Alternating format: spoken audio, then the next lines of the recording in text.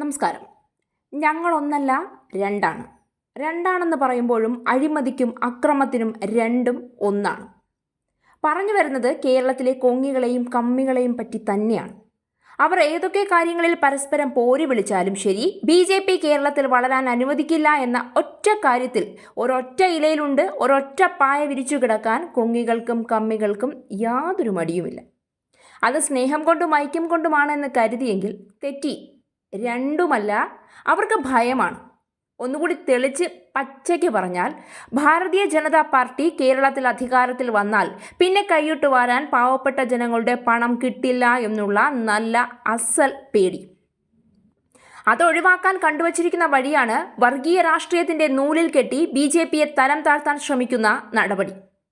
ഈ പാവപ്പെട്ടവന്റെ പിച്ചച്ചട്ടിയിൽ പോലും കൈയിട്ട് വാരാൻ മടിയില്ലാത്ത ഇവരുടെയൊക്കെ നെറുകേട് അറിയാവുന്നതുകൊണ്ടാണ് മോദി സർക്കാർ പാവപ്പെട്ടവന്റെ പണം അവർക്ക് കൊടുക്കാൻ കമ്മികളും കൊങ്ങികളും ഒന്നും ഇടനില നിൽക്കേണ്ട, പകരം നേരിട്ട് അക്കൗണ്ടിലേക്ക് എത്തിക്കുന്ന രീതി മതി എന്ന് ഉറപ്പിച്ചു പറഞ്ഞത്.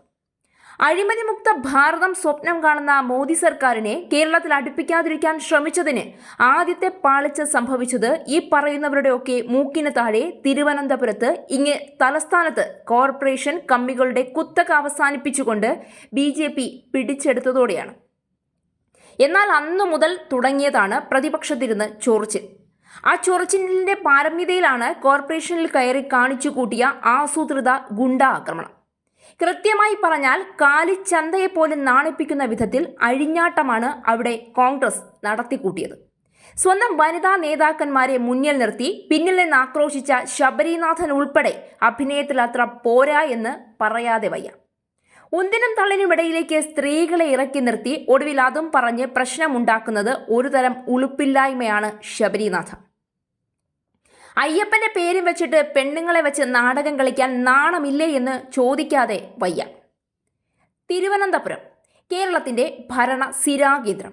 ജനാധിപത്യത്തിന്റെ പക്വതയും ഭരണത്തിന്റെ കാര്യക്ഷമതയും മാതൃകയാക്കേണ്ട നഗരത്തിന്റെ കോർപ്പറേഷൻ ഇന്ന് വീണ്ടും വാർത്തകളിൽ നിറയുകയാണ്. പക്ഷേ നഗരവികസനത്തിന്റെ പേരിലല്ല, പുതിയ പദ്ധതികളുടെ പേരിലുമല്ല.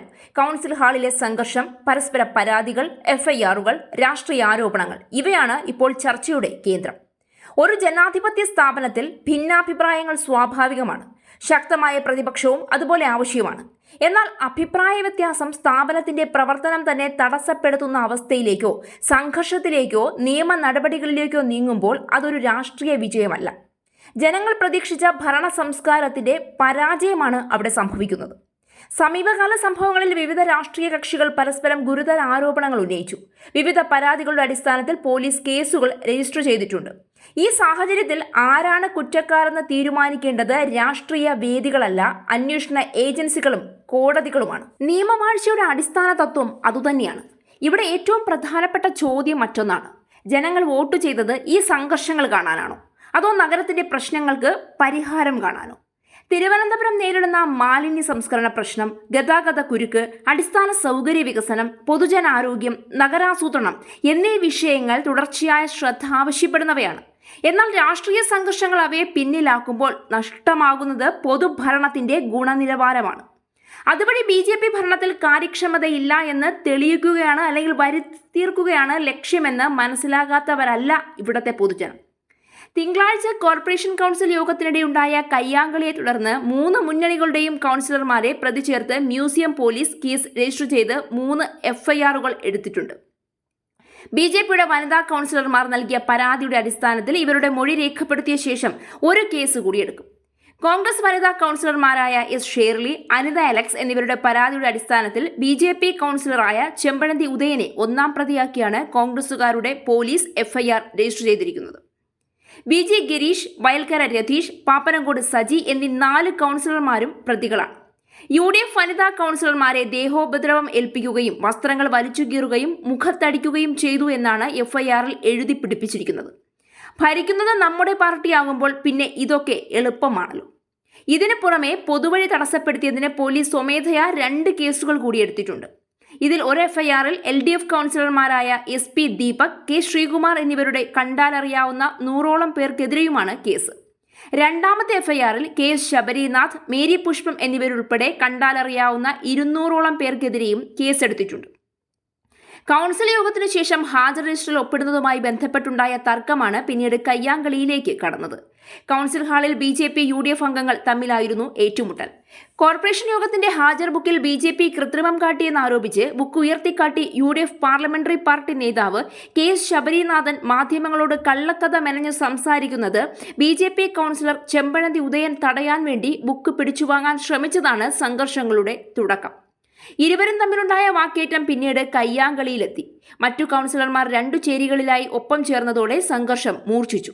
രാഷ്ട്രീയ കക്ഷികൾക്ക് അവരുടെ നിലപാടുകൾ ശക്തമായി അവതരിപ്പിക്കാനുള്ള അവകാശമുണ്ട്. ഭരണപക്ഷത്തിന് സ്വന്തം നയങ്ങൾ സംരക്ഷിക്കാം, പ്രതിപക്ഷത്തിന് വിമർശിക്കാം.